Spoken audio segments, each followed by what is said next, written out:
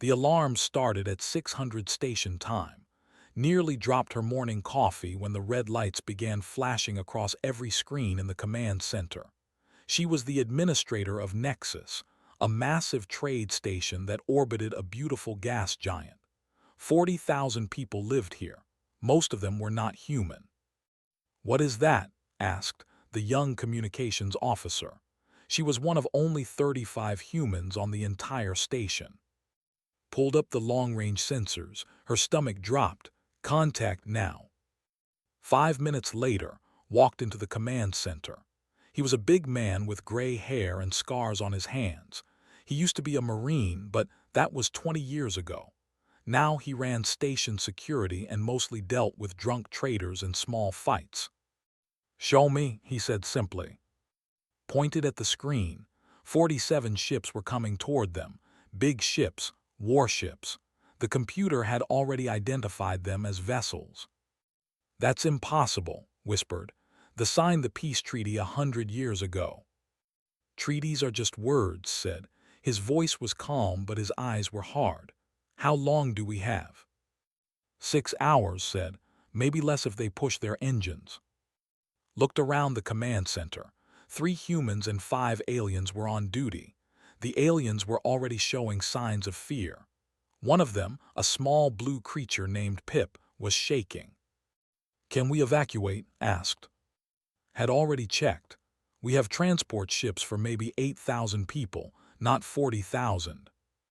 "Defense systems." "We have shields and some guns," said. "Enough to stop pirates, not a military fleet." Was quiet for a moment. He walked to the window and looked out at the stars. "Send a distress call. Broadcast on all channels." "Already done," said. "No response yet. The nearest council fleet is 12 hours away." "We'll be dead in 6, said. He turned back to face them. "Is the old emergency beacon still working?" Frowned. "Which one? We have 7 different systems." "The Terran emergency frequency." Everyone went quiet. Even the aliens stopped moving. The Terran emergency frequency was old, very old. It was from before humans left the galactic community, before they went quiet and disappeared from galactic politics. Said slowly, "Earth is 40 light-years away. Even if anyone is listening, they can't get here in time." "You don't know humans," said. "I do. I served with them. If they hear a distress call, they come, always." "But the stories say humans are dangerous," Pip squeaked. "They say humans are from a death world, they say." "They say a lot of things," interrupted. "And most of it is true. But here's what else is true. If you call a human for help, they will move heaven and earth to reach you. Trust me." Looked at, the young woman nodded. "I can activate it, but it's been 200 years. What if no one is listening?" "Then we die anyway," said. "But at least we tried." His fingers flew across her console. The old beacon was buried in the station's computer systems. It took her 10 minutes to find it and another 5 to power it up. When it finally came online, it made a strange humming sound. "Sending message now," said. "Distress signal coordinates situation report, broadcasting on continuous loop." They waited, 1 minute, 2 minutes, 5 minutes. "Maybe we should," Pip started to say. The console beeped. Everyone jumped. Stared at her screen, her hands were shaking. "Message received," she read aloud. "Hold position, fleet en route, ETA 4 hours." 4 hours, said. "That's impossible, they're 40 light-years away." But was smiling. It was not a happy smile. It was the smile of a man who had seen war and knew what was coming. "They're human," he said. "They don't care about impossible." The aliens in the command center started talking all at once. How could anyone travel that far that fast? The physics didn't work. The math was wrong. It had to be a mistake. Raised his voice. "Listen to me, all of you. We have 4 hours before they arrive. We have 4 hours before the humans arrive. We need to survive that time. Send a message to all departments. Evacuation protocol. Get everyone to the intersections. Seal the outer ring if we have to." Seal the outer ring, said. There are people out there, workers, families. And they'll die if they breach the hull, said. We seal sections, we create safe zones, we buy time. Knew he was right. She hated it, but she knew. Okay, give the orders. For the next hour, the station transformed. People moved through corridors with bags and children. The aliens were confused and scared. The humans were calm and efficient. They had practice at surviving. Their whole species did. The station's doctor appeared in the command center. Medical is set up in the inner ring. We have supplies for maybe 300 wounded. I need more hands. Take whoever volunteers, said, but keep the corridors clear.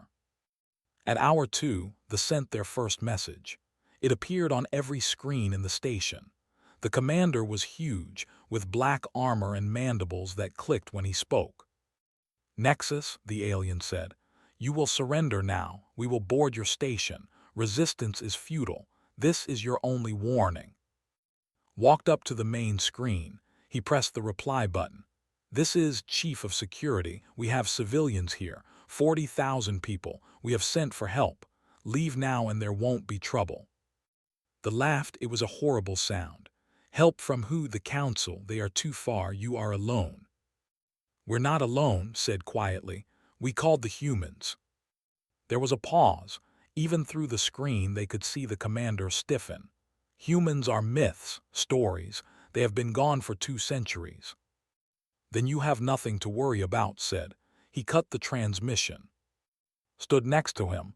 Did you see his face when you said humans? Yes, said. He's scared. Good, he should be. What if they don't come? What if the message was a trick? What if? They'll come, said with absolute certainty. I've fought beside humans. I've seen what they do when someone asks for help. They come, every time, no matter what.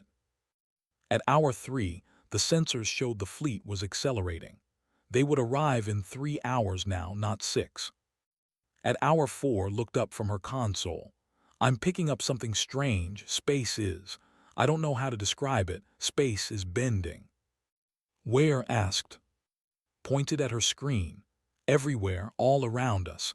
It's like reality itself is cracking open. Smiled again, that same terrible knowing smile. They're here. But it's only been 4 hours, Pip said. How did they? Because they're human, said. And humans don't let people die waiting. The screens showed space twisting, folding, tearing. And through those tears came ships. More ships than had ever seen in one place. Count them, she whispered. His voice was shaking. 127 warships, destroyer class, frigate class, carrier class. This isn't a rescue force. This is an entire battle fleet. A new message appeared on the screens. A human woman in a military uniform looked out at them. Behind her, could see a massive bridge filled with soldiers. Nexus, this is Admiral of the Terran United Colonial Service. We received your distress call. We are here. Hold your position. We will handle the... Stood at attention and saluted the screen, even though the message was recorded. When he lowered his hand, there were tears in his eyes. I told you, he said softly. I told you they would come. And outside the window, 127 human warships moved into formation around the station, and space itself seemed to hold its breath. Ambassador had lived for 300 years. He had seen the rise and fall of civilizations. He had witnessed wars, peace treaties, and the birth of new species into the galactic community. But he had never seen anything like the human fleet that now surrounded Nexus. He stood in the observation deck with a crowd of other aliens. Everyone was staring out the windows. The ships were enormous, dark metal covered in weapons and armor. They moved with precision, forming a perfect defensive sphere around the station. I don't understand, said a young next to him. She had 4 arms and skin like purple silk. Where did they come from? How did they get here so fast? His mandibles clicked nervously. He was tall and thin with compound eyes. They used reality displacement drives, technology the Council banned 300 years ago. Why was it banned? Because it tears holes in space itself, said. It's incredibly dangerous. One mistake and you could destroy an entire solar system. But humans perfected it. Down in the medical bay was preparing for casualties. He was a human doctor, relatively young at 45 years old. 3 alien nurses worked with him, setting up beds and organizing supplies. A small reptilian alien watched lift a heavy medical cabinet and move it across the room by himself. The cabinet weighed at least 200 kilograms. She needed a mechanical lift to move something that heavy, just picked it up like it was nothing. "How are you so strong?" she asked. Looked confused. "What do you mean this isn't heavy?" "It's 200 kilos. "Oh," said, as if he hadn't really thought about it. "Well, I grew up on Earth. Standard gravity there is about 3 times what it is on this station. So to me, everything here feels light." His eyes went wide. 3 times? You grew up in 3 times this gravity. Yeah, Earth is what the Council calls a Class 12 death world. High gravity, high oxygen, extreme temperature changes, active tectonic plates, dangerous wildlife. It's a rough place. "Then why do you live there?" asked. She couldn't imagine choosing to live in such a horrible environment. Smiled. "Because it's home. You adapt, you know. Humans are good at adapting." Across the station, in a small cafeteria, was telling a group of young aliens about the old days. They sat around him in a circle, listening with wide eyes. 200 years ago, said, the Galactic Council made first contact with Earth. They sent a science ship to study the planet. The scientists couldn't believe intelligent life had evolved there. The conditions were too harsh, too dangerous. "What did they find?" asked a young alien with tentacles. "They found humans," said, "living in cities, building technology, thriving. And when the humans were told that their planet was considered a death world, you know what they said?" The aliens shook their heads. They said, "Yeah, it's a bit rough, but it's home," laughed. The council scientists nearly had a collective breakdown. They couldn't understand how humans could be so casual about it. "Is that when the war happened?" asked another alien. Smile faded. "No. First, the council invited humans to join the galactic community. Humans said yes. They were excited to meet new species, to explore the stars. For 50 years, everything was peaceful. Humans shared their technology, their culture, their art. They made friends across the galaxy. Then the Kame said, walking into the cafeteria, 'May I join you?' Nodded. 'Please, Ambassador. You have a better memory of this than I do.' Settled his long body into a specially designed chair. The Dominion was the most powerful military force in the galaxy. They had conquered 40 systems. They were ruthless and efficient. When they attacked the Council, we thought we would lose." "What happened?" Had followed to the cafeteria to hear the story. "The Council asked humanity for help," said, and humanity said yes. They sent their entire military, not just a few ships, everything. Every soldier, every warship, every resource they had. "Why?" asked the young tentacled alien. They had only been part of the Council for 50 years. Why risk everything? "Because someone asked for help," said simply. "That's how humans are. If you ask them for help, they come. They don't calculate odds, they don't worry about cost, they just come." Continued the story. "I was a young ambassador then. I watched the first battle between humans and it was terrifying. They used terror tactics. They fought in environments specifically designed to kill council species. Toxic atmospheres, extreme temperatures, crushing gravity." "And the humans?" asked. "The humans thrived," said, his voice full of old awe. "I watched human soldiers fight on a planet with gravity 4 times Earth normal. The thought no one could fight there. But to humans it was just slightly inconvenient. I saw a human soldier get shot 3 times and he kept fighting. I saw humans recover from wounds that should have killed them." "We're stubborn," said with a shrug. "Evolution made us hard to kill. On Earth, if you gave up, you died, so we learned not to give up. The war lasted 5 years, said. Humanity lost 30 million soldiers, but they won. They defeated the completely. The council was saved. Then why did humans leave? Asked a young alien. Why did they isolate themselves? His voice got hard. Because the council got scared. They saw what humans could do in war. They saw how we fought, how we survived, how we refused to quit, and instead of being grateful, they got afraid. The council offered humanity a seat, said quietly, a place of honor, but there were conditions.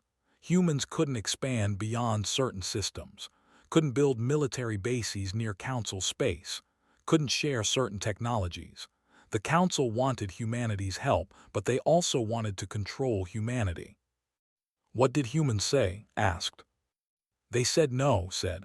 Politely, humans from the council went back to their own space, closed their borders. For 200 years they've been silent. But they still listen, said. We still watch, we still care what happens out here. How do you know? Asked the tentacled alien. Pointed out the window at the massive fleet.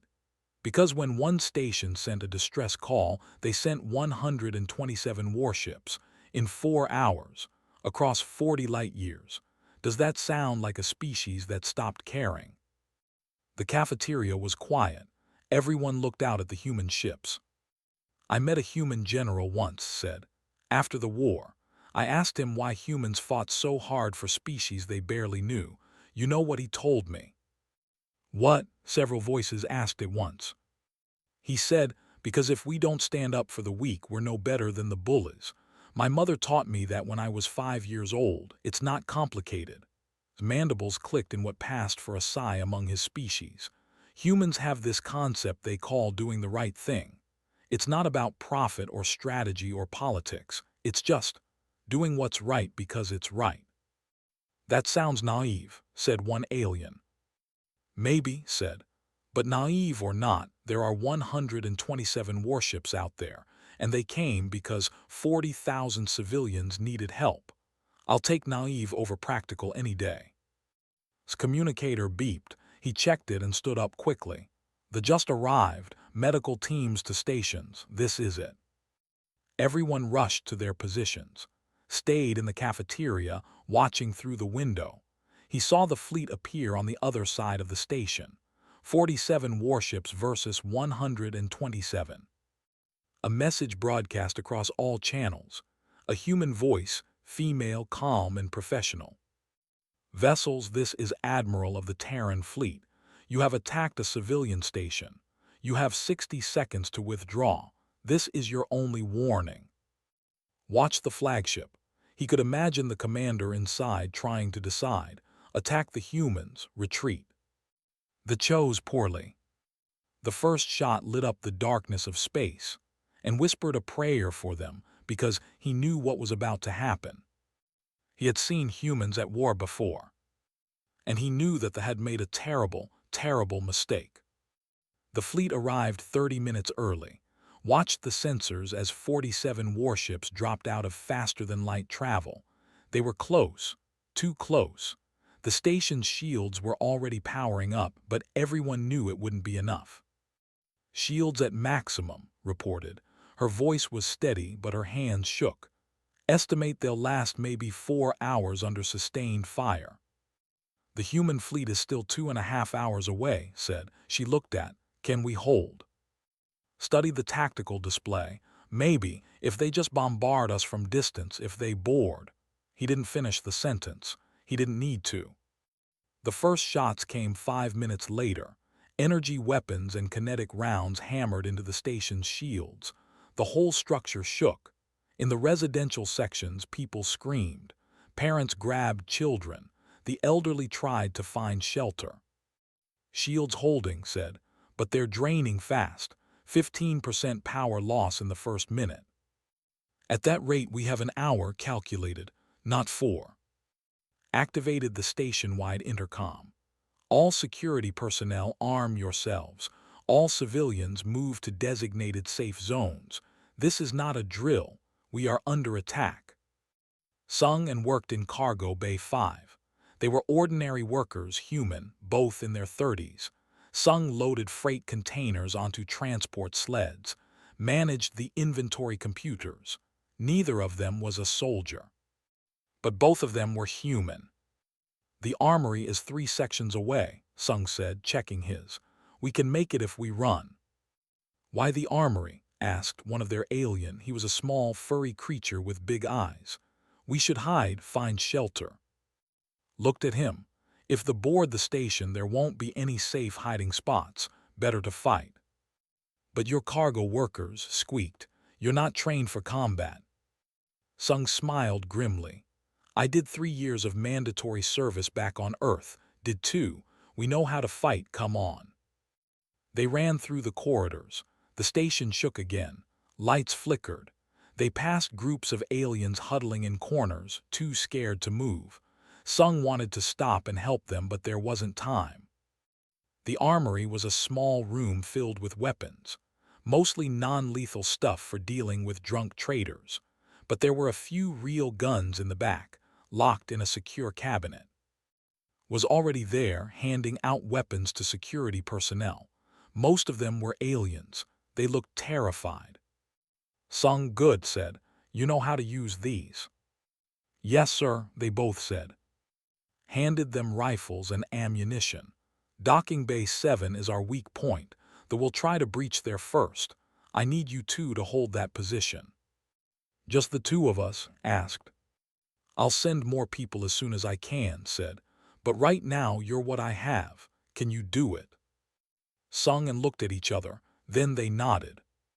Docking Bay 7 was enormous. Ships could land there, cargo could be loaded and unloaded. Right now, it was empty except for a few transport shuttles. Sung and set up a position behind a stack of cargo containers. "How many do you think will come?" asked. "Too many," Sung said. He checked his rifle. "But we'll make them pay for every meter." They didn't have to wait long. The station's shields failed in the outer sections after 90 minutes. Alarms blared. Red lights flashed. And through the breached hull, boarding pods crashed into Docking Bay 7. The pods opened and poured out. They were huge, 8 feet tall, covered in black exoskeletons. Their arms ended in blade-like claws. They had mandibles that clicked and clacked as they moved. There were dozens of them. Sung and opened fire. The first few went down easily. They weren't expecting resistance, but the others learned fast. They spread out, used cover, advanced in teams. "There's too many," shouted over the gunfire. "Just keep shooting," Sung yelled back. Rushed their position. Sung shot it twice in the chest, but it kept coming. Its blade arm swung at Sung's head. Sung ducked, but the blade caught his shoulder, cutting deep. Sung screamed, but he didn't fall. He grabbed this arm with his free hand, yanked it off balance, and shot it in the face at point-blank range. Sung saw the blood. "You're hurt." "I'm fine," Sung said. The blade was still stuck in his shoulder. He grabbed it with his teeth, pulled it out, and spat it on the ground. Blood poured from the wound. "Keep fighting." More security personnel arrived. 20 aliens with weapons, but they saw and froze. These aliens had never seen real combat. They didn't know what to do. Didn't have time to explain. She just kept firing, kept moving, kept fighting. The aliens watched her in shock. She was so small compared to but she fought like a demon. Sung was using his rifle one-handed now. The other arm hung useless at his side. But he didn't stop, didn't retreat. Every time it got close, he found a way to put it down. The broadcast a message to their fleet. The humans intercepted it. Later, they would translate it. "These are civilians. These are just workers. How is this possible?" Back in the command center, watched the battle through security cameras. She saw Sung, bleeding and wounded, still fighting. She saw, small and fragile-looking, holding a position against creatures twice her size. "They're going to die," said quietly. He was watching too. "Maybe," said, "but they'll die standing. That's the human way." The shields failed completely in hour 2, boarded in 3 more locations. Security teams fought them everywhere. The aliens were brave, but they weren't trained for this. They fell back section by section. The humans didn't fall back.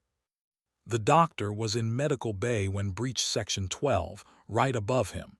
He could hear the fighting. He could hear people screaming. "We need to evacuate," one of his nurses said. "They're coming this way." "We have patients," said. "Wounded, we're not leaving them." "But we'll die." "Then we die," said simply. "I'm a doctor, I don't abandon patients." He grabbed a surgical laser, the only weapon he could find, and stood at the entrance to medical bay. When the first appeared, didn't hesitate. He fired the laser straight into its eyes. The shrieked and fell back. Two more appeared, fought them with a surgical tool and desperation, and the stubborn refusal to give up that every human learned growing up on a death world. By hour 3, the station was failing. 40% of the outer sections were in hands. 3,000 civilians were trapped in those sections. The rest had made it to the inner areas, but they were pushing forward. Made a decision he would remember for the rest of his life. "Seal the inner sections," he ordered. "Lock down all access points." But the people trapped outside started. "We'll die anyway if we don't buy time," said. His voice was hard. "We have to save who we can." Looked like she wanted to argue, but she knew he was right. Do it. The inner section sealed. Massive doors slammed shut. 3,000 people were now trapped with the... Jin appeared in the command center. He was an old human, at least 70, with white hair and a face covered in wrinkles. He had worked maintenance on the station for 30 years. "I heard what you did," Jin said too, "sealing the sections." "I didn't have a choice," said. "I know," Jin said, "but I've worked in those service tunnels for 3 decades. I know every pipe, every duct, every shaft. I can get people out." "Jin, you'll die out there." "Maybe," Jin said, "but I'm 70 years old. I've lived a good life. Those people trapped out there have families, children. They deserve a chance." Wanted to say no. Wanted to order Jin to stay safe. But he saw the determination in the old man's eyes and knew it would be useless. "Take volunteers," said finally, "but only volunteers." Jin put together a team of 15 people, 12 aliens and 3 humans. They moved through the service tunnels, crawling through spaces barely wide enough for their bodies. The heat was extreme. The radiation levels were dangerous. The atmosphere mixture was wrong, making it hard to breathe. The aliens struggled. They had to stop every few minutes to rest. Jin and the other humans kept going. They didn't complain about the heat or the radiation or the bad air. They just moved forward. "How are you doing this?" one alien gasped. "The heat should have knocked you unconscious by now." "Earth's equator reaches 50 degrees Celsius on a summer day," Jin said, crawling through a pipe. "This is uncomfortable, but we've handled worse." They found trapped civilians in Section 23, families huddled in a storage room. They were searching the area, getting closer. Jin got everyone moving through the tunnels. It was slow. The aliens weren't built for this. Children cried. The elderly struggled. But the humans in Jin's team helped carry people, encouraged them, refused to leave anyone behind. They saved 2,400 people. When Jin finally made it back to the inner sections, his skin was burned from radiation.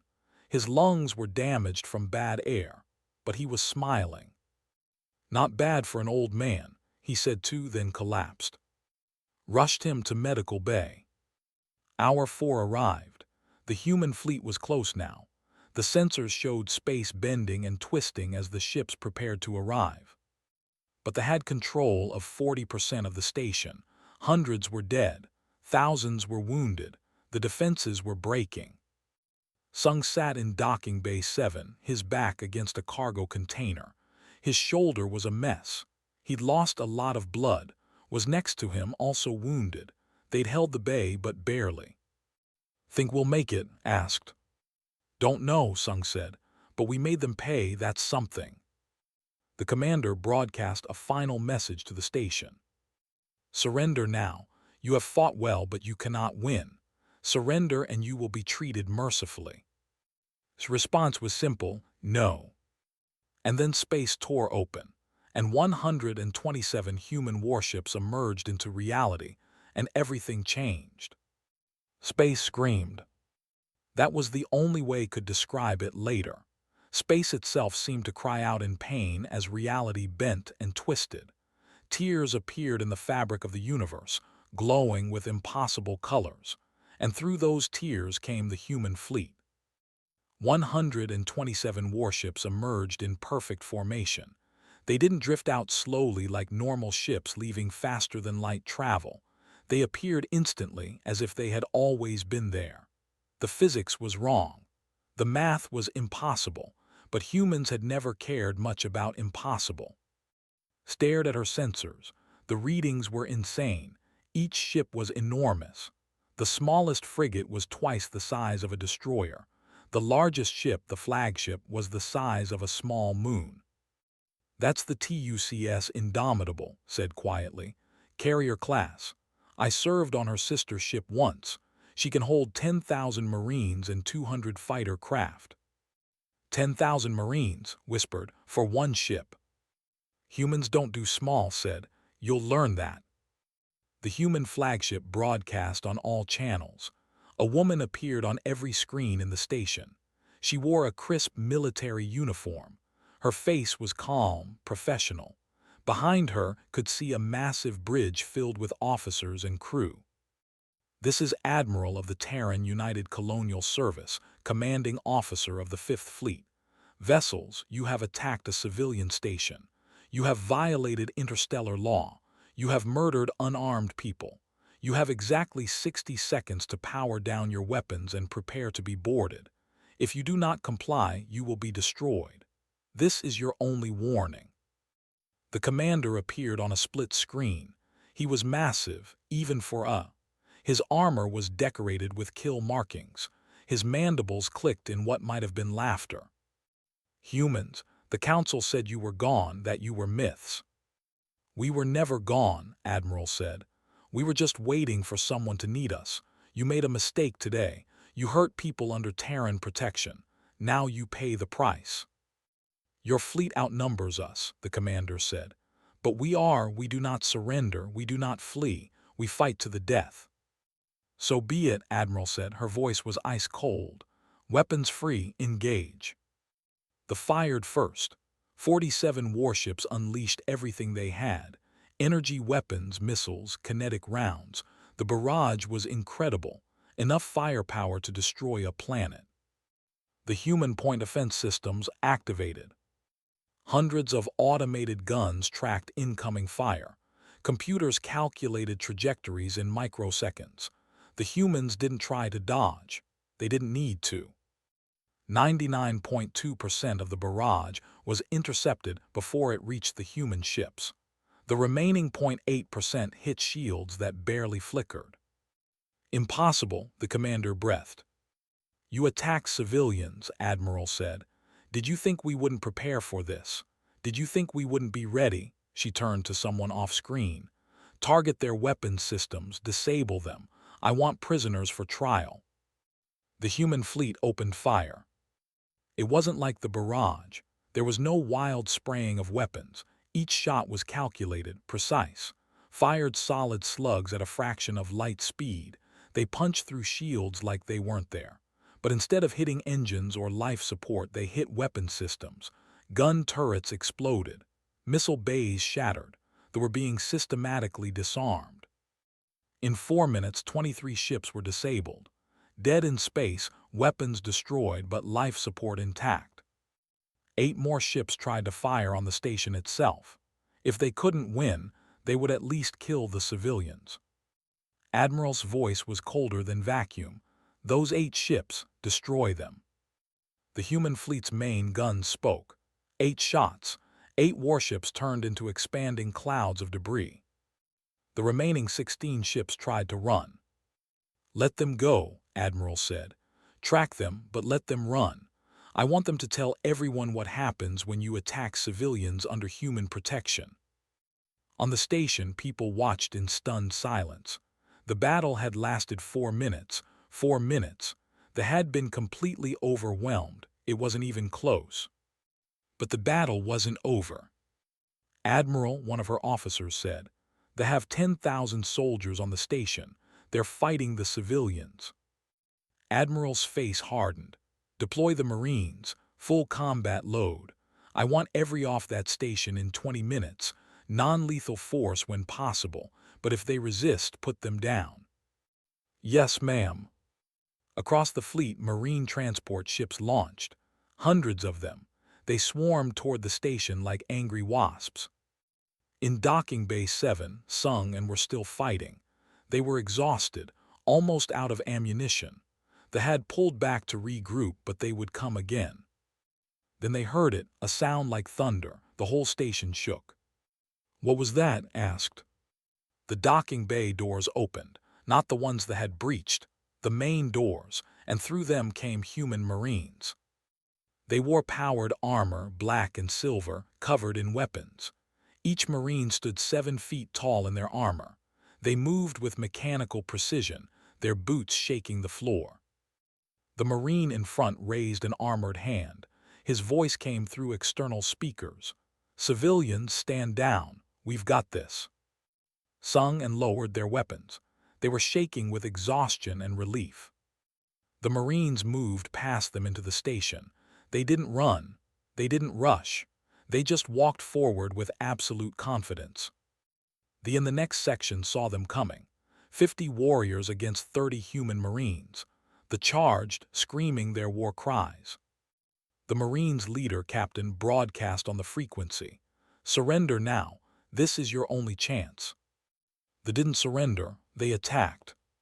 Captain sighed. "Non-lethal rounds, subdue them." The Marines opened fire. They used rubber bullets, stun rounds, sonic weapons. They went down hard. In 30 seconds, all 50 were unconscious or too injured to fight. Medics rushed forward immediately. Human medics in combat armor. They started treating the right there. "Why are you healing them?" one alien civilian asked. "They tried to kill you." "Because they're wounded," a medic said simply. "That's what we do. We heal the wounded, all of them." Captain's team moved through the station like a precision instrument. They encountered resistance in every section. Every time they offered surrender first. Some took the offer. Those were detained peacefully. Others fought. Those were subdued with overwhelming force. In 17 minutes, the station was secure. 10,000 soldiers were either captured or neutralized. The human Marines had suffered 0 casualties. In Medical Bay was exhausted. He'd been treating wounded for hours. When human medics arrived to help, he almost cried with relief. The chief medical officer from the fleet took charge. She was a tall woman with kind eyes and efficient hands. "Doctor, report. 247 critically wounded, 820 moderately wounded, hundreds more with minor injuries," said. "I've been triaging, but we don't have enough supplies or staff." "You have them now," said. She spoke into her communicator. "I need 3 mobile surgical units, full medical teams, and all available supplies to this location. Now." Within minutes, human medical equipment materialized in the bay. Doctors and nurses swarmed the wounded. Aliens and alike received immediate care. One alien patient stared at a human doctor treating a wounded soldier. "Why are you helping him? He tried to kill you." The doctor didn't even look up from his work. "He's a patient. I'm a doctor. This isn't complicated." Admiral personally came to the station.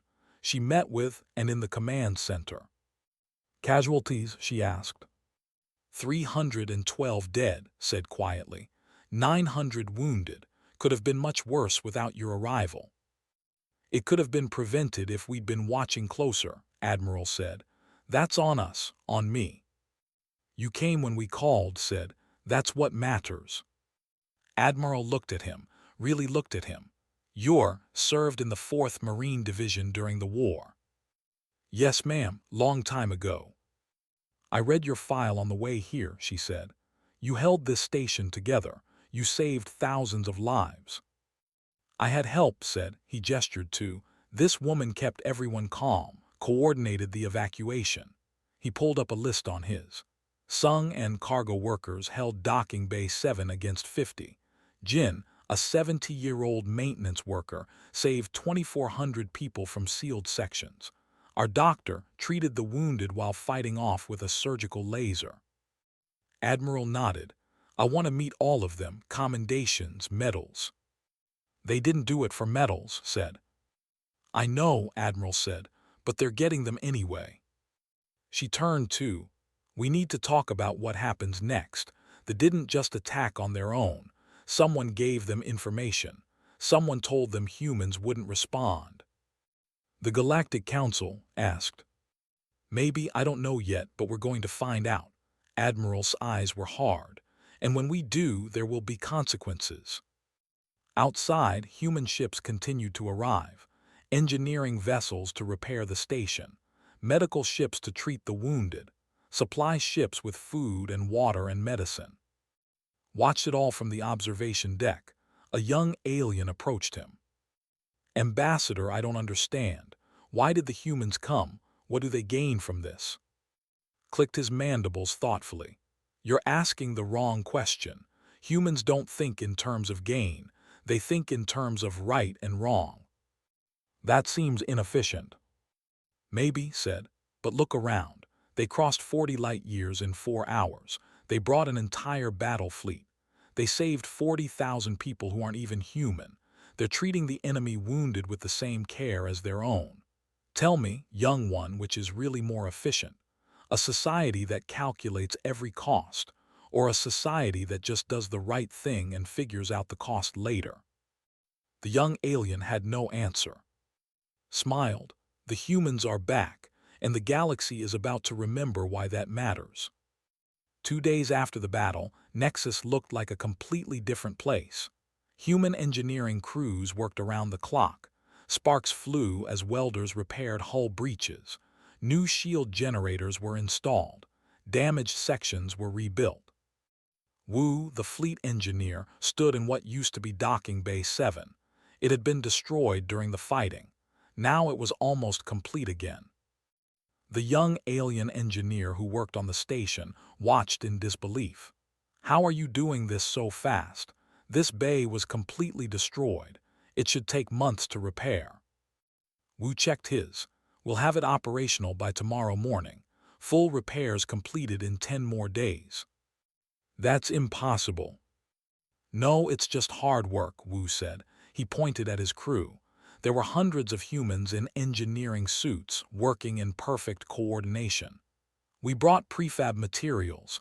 We have the equipment. We have trained people. It's not magic, it's just being prepared." "But you couldn't have known you'd need to repair a station," said. "We didn't know specifically," Wu admitted. "But when you deploy a fleet, you prepare for everything. Repair materials, medical supplies, food, water, everything people might need. That's just common sense." Was learning that humans had a very different definition of common sense than everyone else. In the medical bay, supervised the treatment of the last critical patients. Most of the wounded had been stabilized. The humans had brought medical technology that seemed like science fiction to the aliens. Regeneration chambers that could heal broken bones in hours. Synthesizers that could create replacement blood on demand. Surgical robots that could operate with perfect precision. But what impressed the aliens most wasn't the technology. It was how the humans treated everyone. A prisoner wounded during the battle was in a bed next to an alien civilian that had injured. The human doctors treated both with the same care, the same attention, the same compassion. "I don't understand," they said. "His name was, I tried to kill you. Why do you heal me?" Checked his vital signs. "Because you're hurt, that's reason enough." "But I am your enemy." "You were our enemy," corrected. "Now you're our patient, there's a difference." She adjusted his medication. "You'll live, you'll heal completely, and then you'll stand trial for attacking civilians. But until then, you're under medical care, and I take care of my patients." Was silent for a long time. Finally, he said, the council told us humans were monsters, dangerous, that you would destroy any species that stood against you. And what do you think now? Asked. I think the council lied, said quietly. In the command center, Admiral was on a hollow conference with the Galactic Council. 20 species were represented. Their leaders appeared as holographic projections around the room. The council speaker, a tall, thin alien with blue skin, spoke first. Admiral, the council demands an explanation. You deployed a fleet without authorization. You attacked vessels. You have violated protocols. Admiral's face was calm, ice calm. They attacked a civilian station, 40,000 unarmed people. We responded to a distress call. That's not a violation. That's basic decency. The council has procedures for such situations, the speaker said. You should have waited for authorization. Your procedures would have taken 12 hours, Admiral said. Everyone on that station would be dead. So no, I didn't wait for your authorization. I don't need your permission to save lives. The council chamber erupted in argument. Some species supported the humans. Others were angry. A few were clearly scared. Admiral waited for them to quiet down. Then she said, let me be very clear. We interrogated the commander. We know what happened. Someone in the council told them that humans wouldn't respond to a distress call. Someone said we were gone, that we didn't care anymore. Someone used civilians as bait to test whether humanity was still watching. The chamber went silent. Who was it? Admiral asked. Her voice was soft but dangerous. Which one of you decided to gamble with 40,000 lives? No one answered. Fine, Admiral said. We'll find out eventually, but here's what's going to happen now. Humanity is done isolating itself. We're coming back to the galactic community. We'll establish embassies. We'll open trade. We'll share our technology and our culture. And if the council refuses, the speaker asked. Then we do it anyway, Admiral said. We don't need your permission. We never did. We left 200 years ago because you tried to control us. We're coming back because people need us, and no one is going to stop us. She paused, then added, but here's the deal. We protect people, any species. You want human protection, you call us. We come, every time, no questions asked. No political games, no bureaucracy. Someone sends a distress call, we respond. That's not how the council works, the speaker said. Then maybe the council needs to work differently, Admiral said. 200 years ago, we saved the council from we lost 30 million people doing it, and you thanked us by trying to put us in a cage. Well, we're not going back in the cage. We're here now. We're staying. And if you don't like it, that's your problem. She ended the transmission. Watching from the side, whistled. That was diplomatic. I'm not a diplomat, Admiral said. I'm a soldier, and I just declared that humanity is back in the game. Later that day, Admiral met with the station's heroes. Sung sat with his arm in a regeneration cast, was beside him, bandaged but alive. Jin was in a wheelchair, still recovering from radiation exposure, stood with them, exhausted but proud. Admiral gave each of them a medal, the Terran Star for valor. It was the highest military honor humanity could give to a civilian. You didn't have to fight, she told them. You're not soldiers, but you fought anyway. You held the line. You saved lives. That's what these medals represent. Not just courage, but the choice to stand up when you could have run. Sung looked at his medal. We're just ordinary people, ma'am. No, Admiral said. You're human, and that's never been ordinary. 3 weeks later, found herself on a shuttle heading to Earth. She'd been offered a position as ambassador to the Galactic Council. She tried to refuse. She was a station administrator, not a politician. But had convinced her. You understand both worlds, human and alien. You can explain us to them, make them understand we're not monsters. We're just people who care. So now she was going to Earth, to the capital, to take up a position she never wanted. The shuttle broke through Earth's atmosphere, stared out the window. She'd been born on a colony world. She'd never seen Earth before. It was beautiful and terrible. Massive oceans, towering mountains, active volcanoes, storms that covered entire continents, and cities, huge, sprawling cities filled with billions of people. "Welcome to the Death World," the pilot said cheerfully. Smiled despite her nervousness. "It's terrifying." "Yeah, it's home." Back on Nexus, was preparing for his new assignment. Admiral had asked him to come out of retirement to help build the new Terran protection fleet, a fleet dedicated to responding to distress calls, to protecting civilians. Stood in his old office packing his belongings, appeared in the doorway. "So you're leaving us," the old ambassador said. "Someone has to make sure this actually works," said. "We're building something new here, a fleet that exists only to help people, not for conquest, not for politics, just to help." "Do you think it will work?" asked. "I don't know," admitted. "But we have to try. The galaxy is a big place, dangerous, full of species like the who prey on the weak. Someone needs to stand up for the civilians, the unarmed, the helpless. And you think humans are the ones to do it?" "I know we are," said. "It's what we've always done, even back on Earth before we went to space. Humans have always had this need to protect, to stand up for those who can't stand up for themselves. It's built into us. Our whole evolution was about cooperation, about protecting the group. We carried that into space." Nodded slowly. "I have lived for 300 years. I have seen many species, many cultures, but I have never seen anything like humanity. You are terrifying and wonderful in equal measure." "We're just doing what's right," said. "That's what makes you terrifying," said. "Most species calculate cost and benefit. You just do things because they're right, without hesitation, without doubt. It's beautiful and frightening at the same time." Was offered a position with the Human Engineering Corps. She accepted immediately. Working with Wu had shown her what was possible when you pushed the boundaries. When you didn't accept that something was impossible, you just figured out how to do it anyway.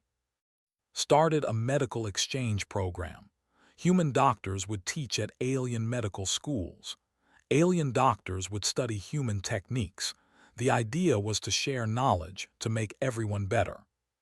Sung and went back to work in the cargo bays. They didn't want medals or fame. They just wanted to live their lives.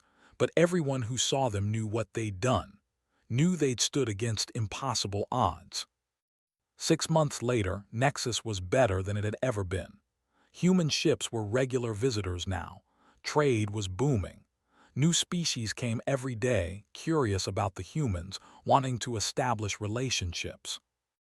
And in orbit, always watching, was a small human fleet, just 5 ships, but everyone knew what those ships represented: protection, security, the promise that if something went wrong, humans would come. The Terran protection fleet was growing, 20 ships now, stationed across the galaxy, each one ready to respond to distress calls, each one carrying Marines, medical staff, engineers, everything needed to help people in trouble. Gave her first speech to the Galactic Council from Earth. She appeared on every screen in the council chamber. 200 years ago, humanity left because you were afraid of us," she said. "You saw what we could do, how we fought, how we survived, how we refused to quit, and instead of celebrating that, you tried to control it. We're different now. We're coming back, but on our terms. We will protect people. We will respond to distress calls. We will help anyone who asks, but we will not be controlled. We will not be caged. We will not be limited. Some of you are scared of us. I understand that. We're from a death world. We're strong in ways most species aren't. We're stubborn and we don't quit, and we have technology you consider dangerous. But here's what you need to understand. We are not your enemy. We never were. We're the ones who show up when everything goes wrong. We're the ones who run toward danger instead of away from it. We're the ones who fight for people we've never met because it's the right thing to do." They learned that lesson. They attacked civilians. They thought we wouldn't come. They were wrong. And now everyone knows, touch our people, touch our allies, touch any civilian under our protection, and we will come. Every time, with everything we have. Humanity is back. Get used to it. The speech was broadcast across the galaxy. Some species cheered, others protested, but everyone understood the message. The humans were back, and the galaxy would never be the same. On Nexus, in a small cafe, a group of aliens sat with a few humans. They were drinking together, telling stories, sharing jokes.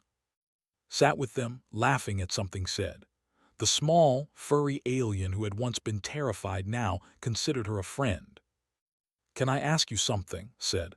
"That day when the came, you could have run, you could have hidden. Why did you fight?" Thought about it. Because someone had to, because running meant people would die, and I couldn't live with that. Even though you could have died. Even though, said, that's just what you do. You see someone in trouble, you help. You see someone in danger, you protect them. It's not complicated. Shook his head in wonder. Humans are crazy. Grinned, yeah, but we're kind of crazy. Outside the window, space was peaceful. Ships came and went. Trade happened. People lived their lives. And watching over it all, silent and vigilant, human warships patrolled. Because someone had sent an SOS too, and the had answered. They always would.